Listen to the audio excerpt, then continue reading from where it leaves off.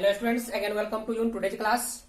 आज के क्लास में हम लोग अध्याय 12 क्षेत्रमिति के अंतर्गत वृत्तों से संबंधित क्षेत्रफल के अंतर्गत त्रिज्यखंड और वृत्तखंड के बारे में विस्तृत जानकारी प्राप्त करेंगे। उससे पहले हम लोग जान लें कि आप पिछली कक्षाओं में वृत्त का परिमाप एवं परिधि, पाई की अवधारणा, पाई का सन्निकट मान और पाई से संबंधित मुख्य बातों के विशेष रूप से जानने का कोशिश किया था। तो हम लोग चलते हैं आज के मुख्य बिंदु की ओर, त्रिज्यखंड और वृत्तखंड। तो सबसे पहले हम लोग जानते हैं त्रिज्यखंड के बारे में। त्रिज्यखंड, जिसे अंग्रेजी में सेक्टर के नाम से जाना जाता है, किसी वृत्त की दो त्रिज्याओं एवं उसके संगत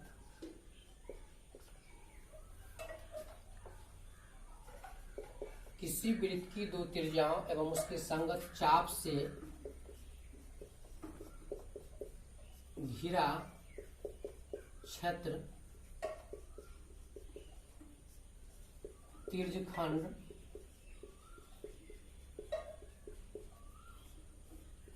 कहलाता है। त्रिज्यखंड दो प्रकार के होते हैं। पहला है लघु त्रिज्यखंड, अंग्रेजी में इसको माइनर सेगमेंट बोलते हैं, सेक्टर। अंग्रेजी में इसको क्या कहा जाता है? Minor sector. किसी वृत्त की दो त्रिज्याओं एवं उसके संगत लघु चाप से घिरा क्षेत्र लघु त्रिज्यखंड कहलाता है। दूसरा है दीर्घ त्रिज्यखंड,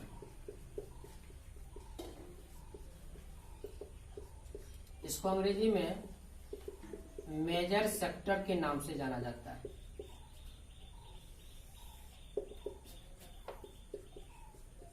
किसी वृत्त की दो त्रिज्याओं एवं उसके संगत दीर्घ चाप से घिरा क्षेत्र दीर्घ त्रिज्यखंड कहलाता है। तो त्रिज्यखंड क्या हुआ? किसी वृत्त की दो त्रिज्याओं एवं उसके संगत चाप से घिरा क्षेत्र त्रिज्यखंड कहलाता है। त्रिज्यखंड कितने प्रकार के होते हैं? दो प्रकार के होते हैं, लघु त्रिज्यखंड और दीर्घ त्रिज्यखंड।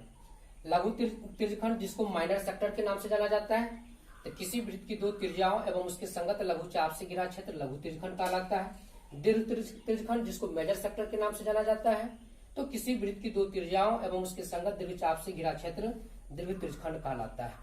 तो अब हम लोग फिगर के माध्यम से देखते हैं कि दीर्घ त्रिज्यखंड और लघु त्रिज्यखंड का क्षेत्र कौन कौन सा होता है। यदि यह एक वृत्त है और इस वृत्त का केंद्र O है और इसकी दो त्रिज्याएं क्रमशः OA एवं OB है, तो तो यहां पर हम क्या देखते हैं, ए से लेकर के ये बी तक ये लघु चाप ए बी कहलाता है। लघु मतलब छोटा होता है। और फिर यहां बी से लेकर के ऐसे होते हुए ए तक ये दीर्घ चाप कहलाता है, क्योंकि दीर्घ मतलब बड़ा होता है। दीर्घ चाप बी ए बी मतलब ए से बी तक, और बी से लेकर के ए तक। तो हम क्या देखते हैं, ए से लेकर बी तक का जो चाप है ये छोटा चाप है, इसको लघु चाप कहेंगे। और बी से लेकर के ए तक ये बड़ा चाप है, इसको दीर्घ चाप कहेंगे। तो हम क्या देखते हैं, किसी वृत्त की दो त्रिज्याओं और उसके चाप से पूरा वृत्त दो खंड में बढ़ जाता है। एक खंड ये है और दूसरा खंड ये है। ये दोनों खंड परस्पर त्रिज्यखंड कहलाते हैं। लेकिन यह जो खंड है यह लघु चाप और इन दो त्रिज्याओं से घिरा हुआ है, तो ये भाग कहलाएगा लघु त्रिज्यखंड। और ये दो त्रिज्याओं और दीर्घ चाप से घिरा हुआ क्षेत्र है, तो ये भाग कहलाएगा दीर्घ त्रिज्यखंड। तो ये चूंकि वृत्त की ये दो त्रिज्या है और ये भाग जो है लघु चाप से घिरा है, तो ये होगा आपका लघु त्रिज्यखंड। और ये दो त्रिज्या और ये दीर्घ चाप से घिरा क्षेत्र है, ये हो जाएगा आपका दीर्घ त्रिज्यखंड। अब इसके अंतर्गत जो है लघु त्रिज्यखंड और दीर्घ त्रिज्यखंड का क्षेत्रफल निकालने के लिए हम लोग थोड़ा फॉर्मूला भी जान लेते हैं।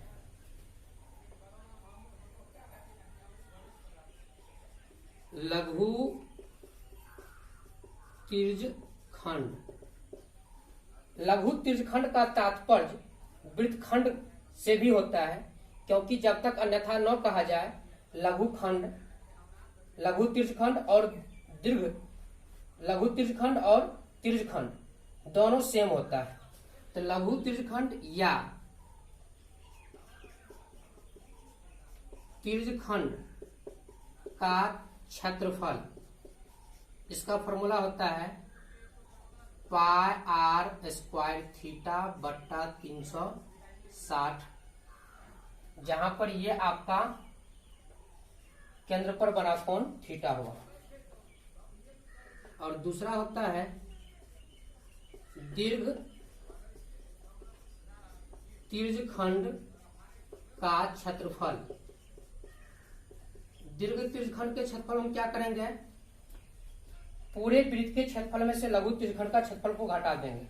यानी ये आपका हो जाएगा, वृत्त का क्षेत्रफल होता है पाई आर स्क्वायर माइनस लघु त्रिज्यखंड का हो गया पाई आर स्क्वायर थीटा बट्टे 360। इस चीज को पाई आर स्क्वायर हम कॉमन ले लेंगे, ये हो जाएगा 1 माइनस थीटा बट्टे 360। तो दोनों का क्षेत्रफल यदि निकालने के लिए कहा जाएगा लघु त्रिज्यखंड या त्रिज्यखंड का क्षेत्रफल, तो इसका फॉर्मूला होगा पाई स्क्वायर थीटा बटे 360। दीर्घ त्रिज्यखंड का क्षेत्रफल अगर कहेगा निकालने के लिए, इसका फॉर्मूला हो जाएगा पाई आर स्क्वायर ब्रैकेट में 1 माइनस थीटा बटे 360। या आप वृत्त का क्षेत्रफल निकाल लेंगे, उसमें से त्रिज्यखंड का क्षेत्रफल को घटा देंगे। अब हम लोग चलते हैं अगला टॉपिक वृत्तखंड की ओर।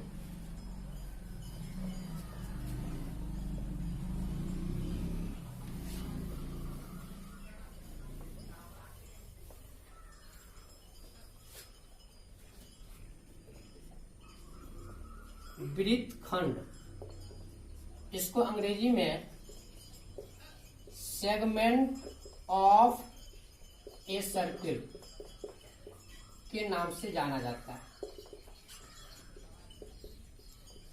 किसी वृत्त की जीवा एवं उसके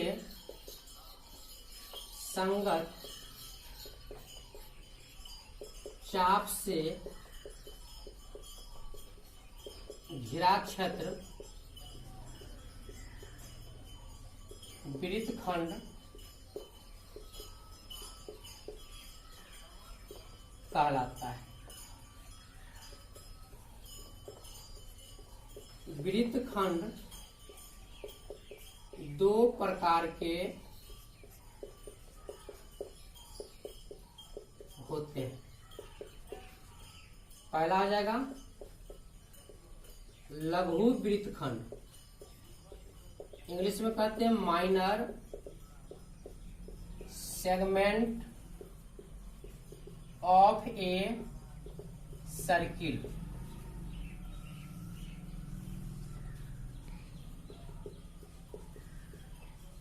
किसी वृत्त की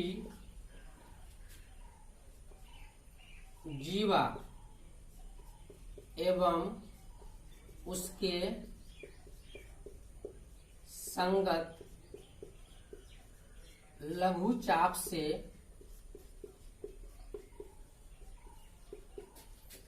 घिरा क्षेत्र लघु वृत्त खंड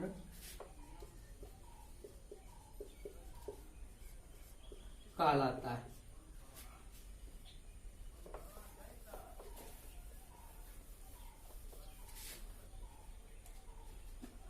दूसरा है दीर्घ वृत्तखंड,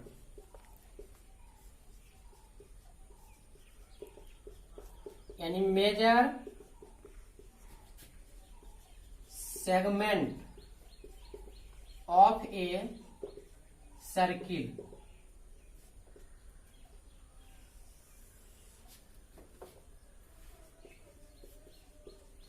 किसी वृत्त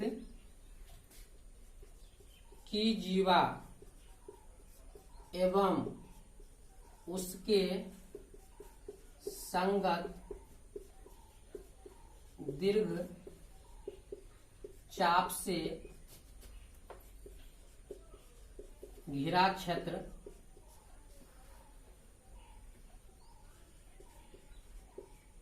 दीर्घ वृत्तखंड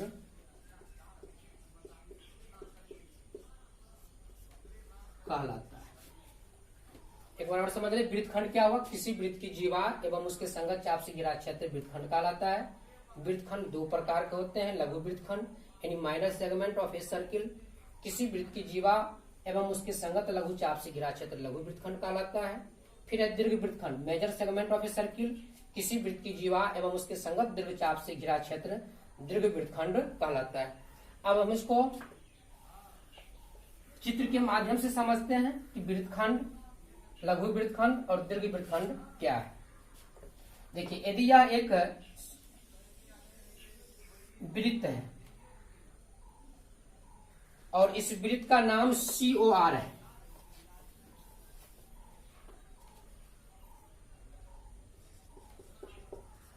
यदि COR एक वृत्त हो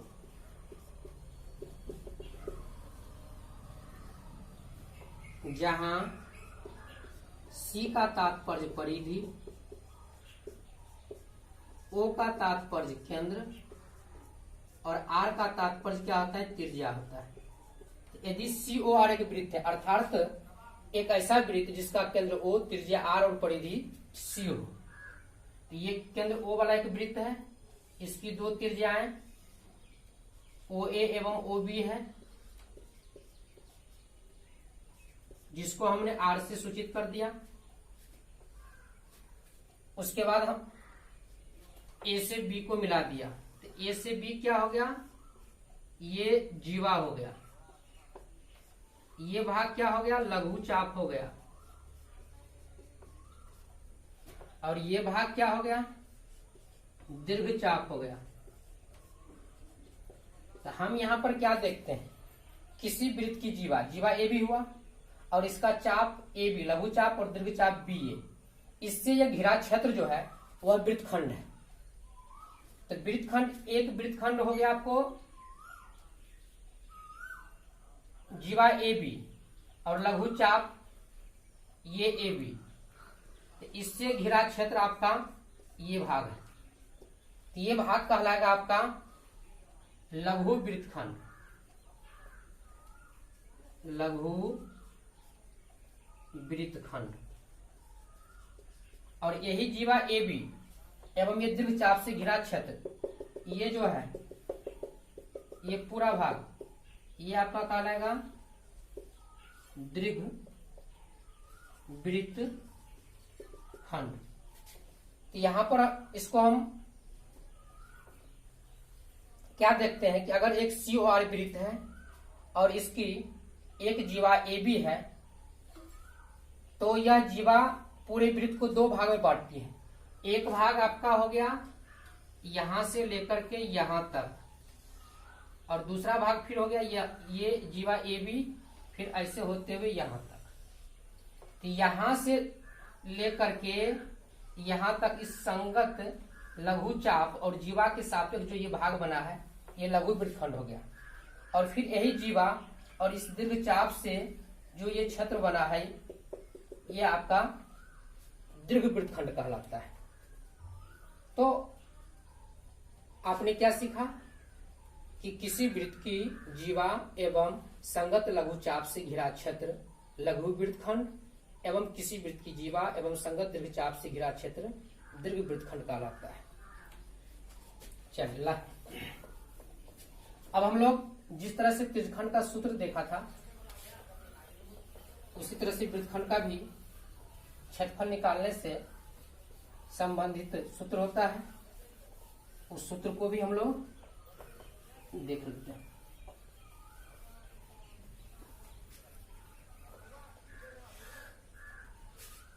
एक चीज आप याद रखिएगा, जब तक अन्यथा न कहा जाए, जब तक अन्यथा न कहा जाए,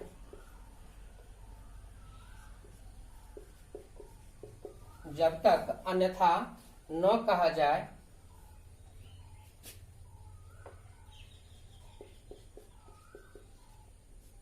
त्रिज्यखंड का तात्पर्य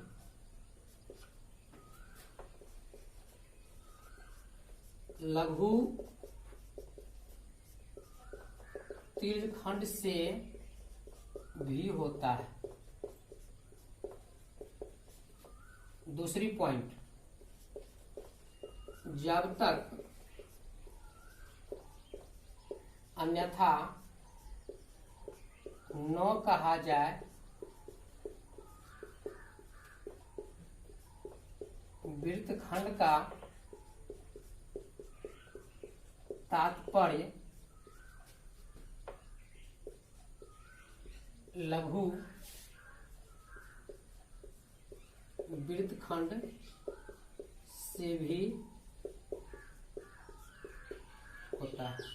इस बात को याद रखेंगे कि जब तक अन्यथा न कहा जाए, त्रिज्यखंड का तात्पर्य लघु त्रिज्यखंड से होगा, और जब तक अन्यथा न कहा जाए, वृत्तखंड का तात्पर्य लघु वृत्तखंड से भी होता है। इसलिए अगर कभी कभी सीधे पूछा जाता है त्रिज्यखंड का क्षेत्रफल ज्ञात करें, हम फॉर्मूला लघु त्रिज्यखंड वाला ही लगाएंगे, या कभी कभी लघु त्रिज्यखंड का क्षेत्रफल निकालने के लिए कहा जाता है तो त्रिज्यखंड का जो फॉर्मूला होता है वही लगाएंगे। उसी तरह से वृत्तखंड का भी तात्पर्य लघु वृत्तखंड से ही होता है। अगर आपको पूछा जाएगा कि वृत्तखंड का क्षेत्रफल निकालें या लघु वृत्तखंड का क्षेत्रफल निकालें, तो दोनों का फॉर्मूला सेम होगा। चलिए, अब हम लोग त्रिज्यखंड एवं वृत्तखंड से संबंधित कुछ फॉर्मूला को देख लेते हैं। सूत्र पहला,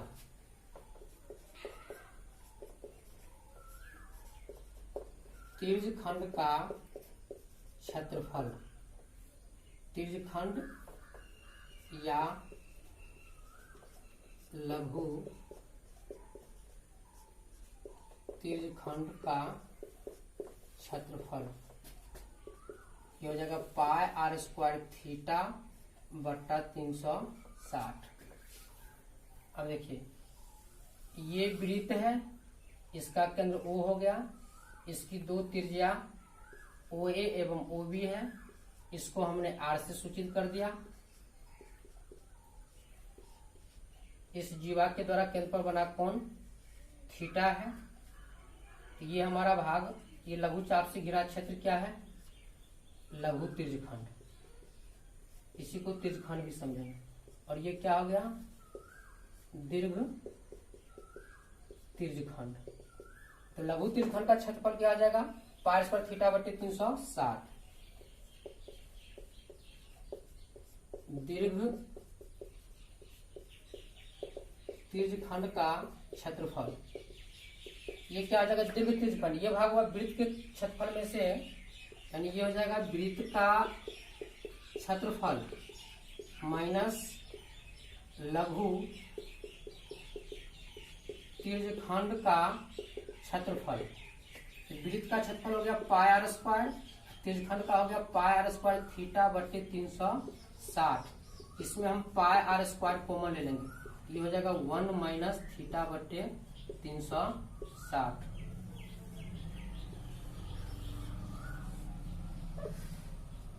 ये होगा दीर्घ तिर्यखंड का।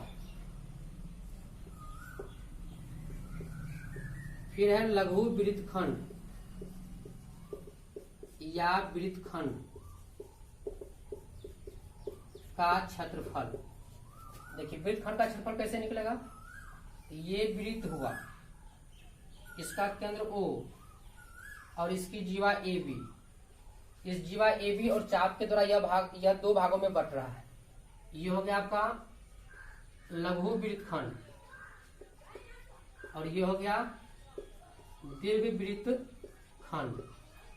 त्रिज्या O से A एवं O से B को हम मिला देते हैं, ये R हो गया, ये केंद्र पर बना कोण थीटा हो गया। तो लघु तिर्यखंड का क्षेत्रफल कैसे निकलेगा, तिर्यखंड के क्षेत्रफल में से त्रिभुज का क्षेत्रफल घटा देंगे। तिर्यखंड का क्षेत्रफल माइनस त्रिभुज